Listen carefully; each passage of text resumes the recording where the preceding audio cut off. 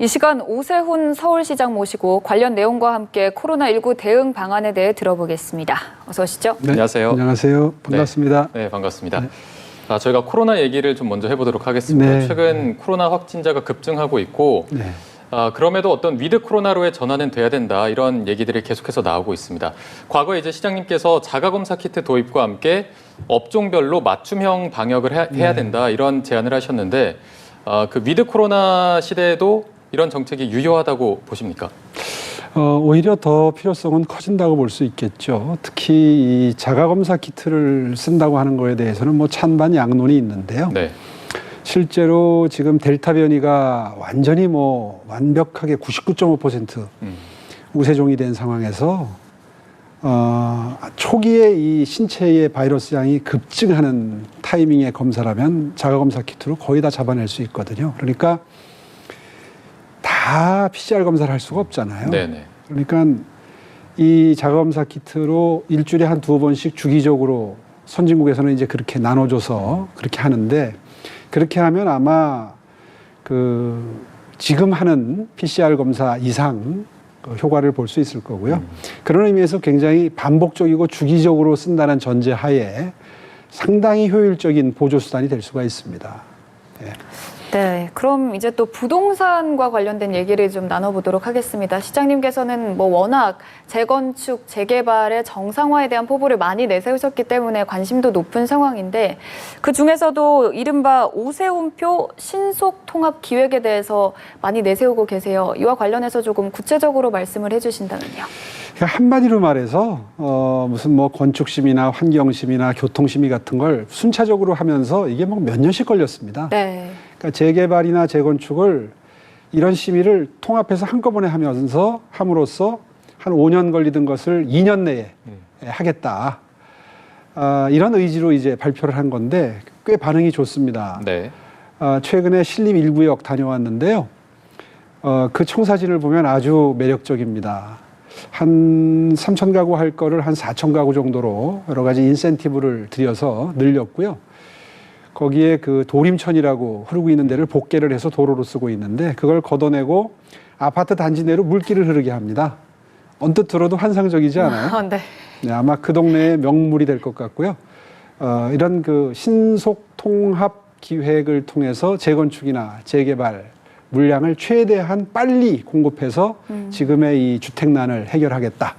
뭐 이렇게 요약해서 말씀드리면 아마 이해가 쉬우실 겁니다. 네. 방금 말씀해주신 오세훈표 신속통합 기획 방식을 두고 이재명 민주당 대선 경선 후보가 이런 말을 했습니다. 이명박식 뉴타운이라고 규정을 하고 좀 강도 높게 비판을 했는데 이 비판은 어떻게 받아들이고 계세요?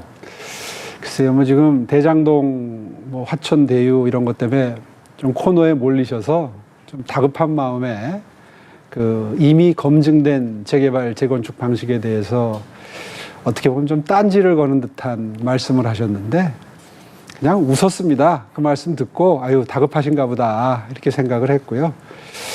그 말을 진심으로 앞으로 계속하시면 판단력에 문제가 있는 정치인으로 아마 치부가 되실 가능성이 전 높다고 생각합니다. 왜냐하면 이미 뭐 한 10년, 20년 전부터 재개발, 재건축은 낡은 집을 허물어서 새로 집을 공급하면서 물량도 늘어나는 다시 말해서 서울같이 대규모로 이렇게 여유부지가 없는 도시에서는 유일한 방법이거든요.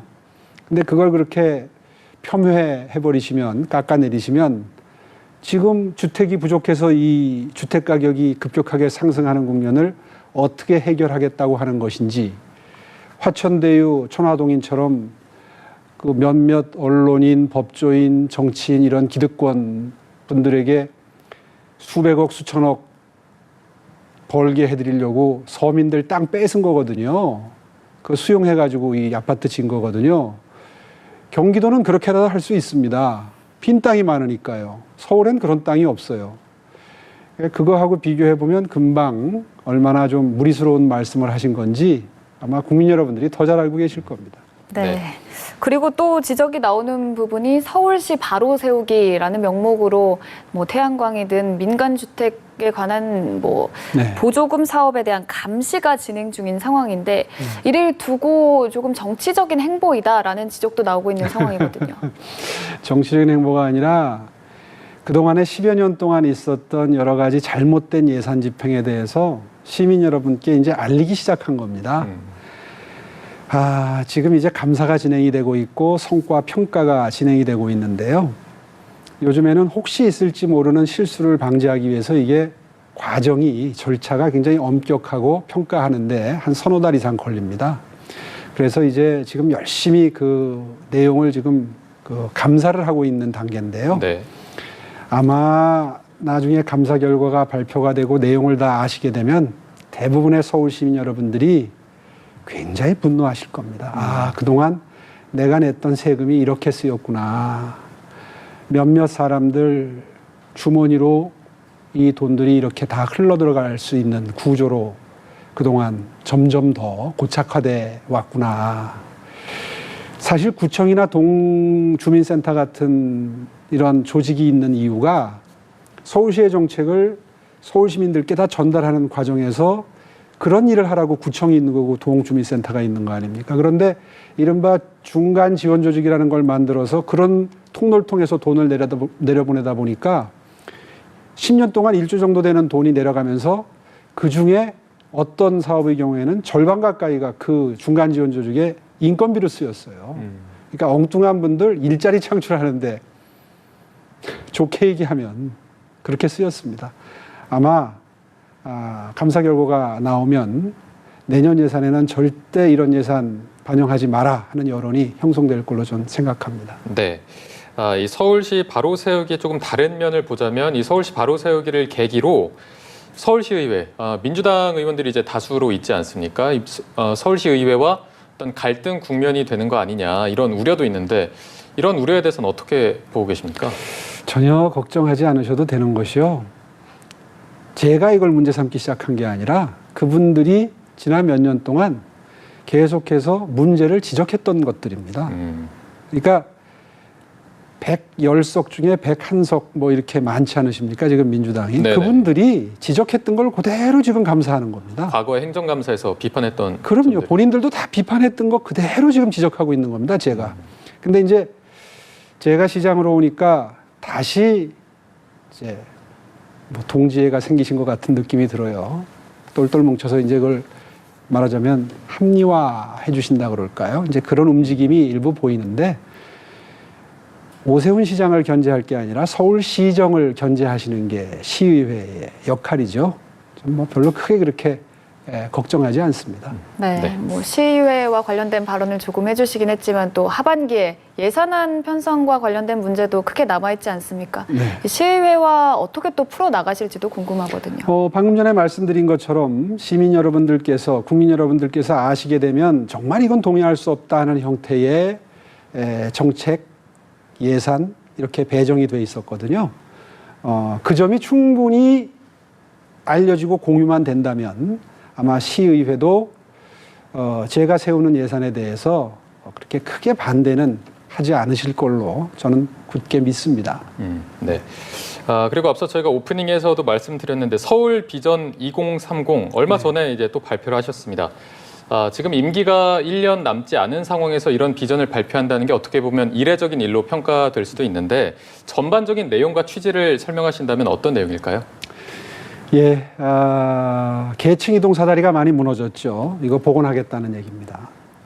또 서울의 도시 경쟁력, 금융 경쟁력, 삶의 질 이런 순위가 많이 떨어졌거든요. 네. 이거 다 이제 다시 끌어올리겠다는 얘기입니다. 그리고 서울을 어떤 그 매력적인 감성 도시로 만들어서 세계적으로 자본이 들어오고 기업이 들어오고 기술이 들어오고 정보가 들어오고 그렇게 해서 다시 우리 청년들의 일자리를 만들겠다는 비전입니다. 그런 비전은 사실 1년 만에 실현하는 것이 쉽지 않죠. 이제 그래서 선거할 때부터 한 번 더 하는 것을 말씀을 드렸었고요. 실제로 비전을 달성하기 위해서도 필요하지만 방금 전에 말씀드린 이런 문제점을 개선하는 것도 지금 제가 바꾸고 싶은 거에 반의 반쪽도 바꾸질 못했습니다. 실제로 뜻대로 안 될 때는 제가 아직은 내가 시장이 아니다. 혼자 그렇게 되낼 때가 많습니다. 네. 역부족이거든요. 시의회 상황도 그렇고. 그래서 5년짜리 비전을 세웠고요. 잘못된 그동안 흐트러진 서울시의 기강 바로 세우는데도 5년이 필요하고 또 지금 말씀드린 긍정적인 의미에서의 우리의 미래, 비전 이것도 실현해내는데 5년은 필요할 것 같습니다. 네. 그리고 조금은 예민한 질문일 것 같은데요. 일단 경찰이 시장님의 파이시티 발언과 관련해서 기소 의견으로 검찰에 송치한 상태입니다. 네. 뭐 그 전에 과잉 수사라고 입장을 내비친 바는 있지만 모레 또 검찰 출석을 앞두고 계신 상황에서 어떻게 바라보시는지요? 두 가지 점에서 형평, 공정을 바라고 있습니다. 네. 국가 공권력, 수사도 국가 공권력의 행사인데 이게 어떤 합법적인 폭력 수단으로 전락하면 안 되겠죠. 이제 그런 의미에서 이재명 지사께서 대법원에서 받은 판례가 이재명 지사 따로, 오세훈 시장 따로 이중 기준으로 적용이 되면 그거는 공정한 법 집행이 아니겠죠. 또 박영선 후보와 오세훈 후보도 동일하게 법이 적용이 돼야 되겠죠.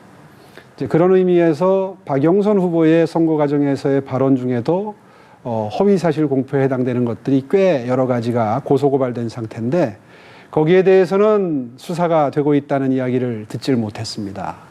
그래서 이재명 지사와도 공평을 기해 주시고 박영선 후보와도 공평을 기해 주시면 문제될 게 없다. 저는 그렇게 생각합니다. 네, 알겠습니다. 저희가 오늘 말씀은 여기까지 듣도록 하겠습니다. 지금까지 오세훈 서울시장과 함께했습니다. 고맙습니다. 네, 고맙습니다.